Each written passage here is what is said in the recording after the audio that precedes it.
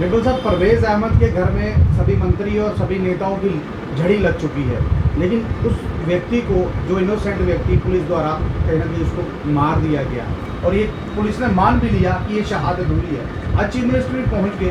आखिरी व्यक्ति थे, क्योंकि जम्मू कश्मीर स्टेट के यूटी के चीफ मिनिस्टर हैं। क्या दिया जाएगा, क्या लग रहा है, क्या मिलना चाहिए? मेरे पत्रकार मित्रों, आज पूरे जम्मू कश्मीर में बहुत मातम छाया हुआ है, लेकिन आज जिस तरीके से उसका शायद चौथा भी हो गया है और अभी तक उसको कोई इंसाफ नहीं मिला है, और जो भी बातें हो रही हैं कोई राइटिंग में नहीं मिली हैं, जमा जवानी खर्चे हो रहे हैं। और सबसे बड़ी अफसोस की बात तो ये है कि लेफ्टिनेंट गवर्नर मनोज सिन्हा साहब जो कहते हैं कि पुलिस उनके अधीन है, कंट्रोल में है, उसी पुलिस ने इस बेगुनाह मासूम 20-21 साल के बच्चे को, परवेज अहमद को, दिन दहाड़े कोल्ड ब्लडेड मर्डर, गोली मार के उसको शहीद कर दिया और खुद फिर माने कि ये शहीद है।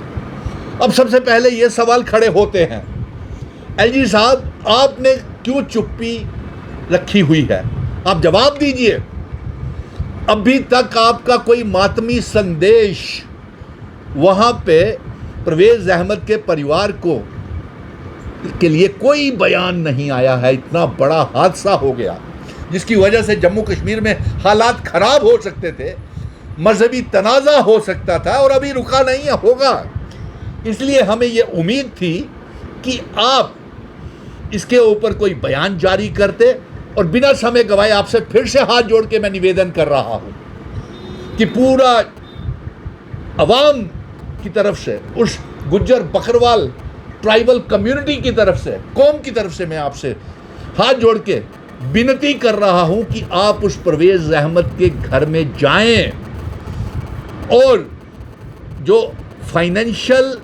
मुआवजे की रकम का चेक लेकर के जाएं। उन्हें ना मुआवजे की कोई रकम नहीं मिली है।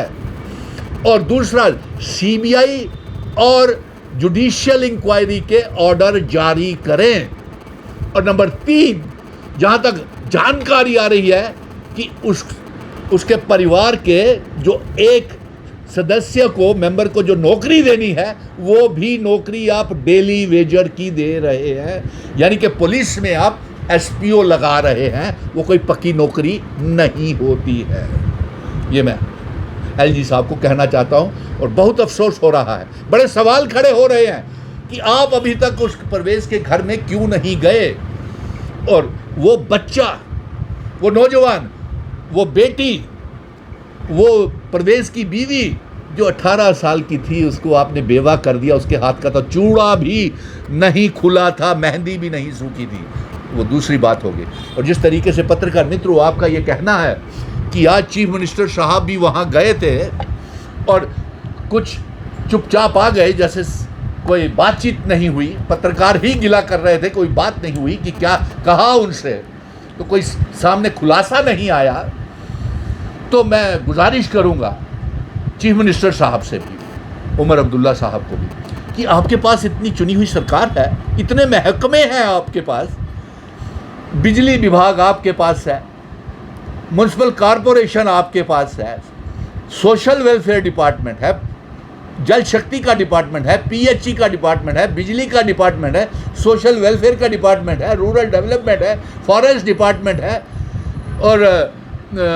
इतने डिपार्टमेंट्स हैं आपके मिनिस्टरों के पास। आप अपनी तरफ से ही एक परमानेंट नौकरी परवेज अहमद की बीवी को या उसके घर वालों को पक्की नौकरी दे दें। और आप भी तो मुआवजा दे सकते हैं चुनी हुई सरकार के, अगर आप मदद करना चाहें इस ट्राइबल परिवार के साथ, तो आपको क्या हिचकिचाहट है?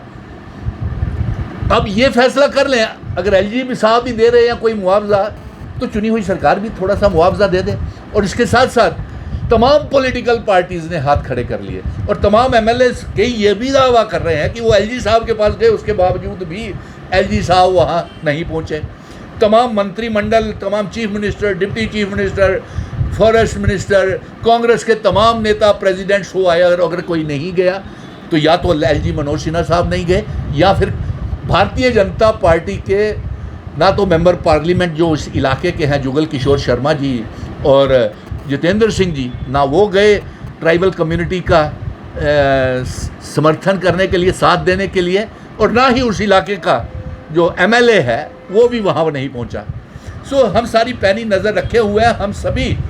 इस परिवार के साथ हैं और निकलने तो हम कहीं नहीं किसी को देंगे। इंसाफ तो पूरा दिलाएंगे, चाहे वो मुआवजा की रकम हो, चाहे वो नौकरी का मसला हो, पक्की नौकरी दिलाएंगे और पीछे हटने वाले नहीं हैं जब तक कि सीबीआई या जुडिशियल इंक्वायरी नहीं होती है।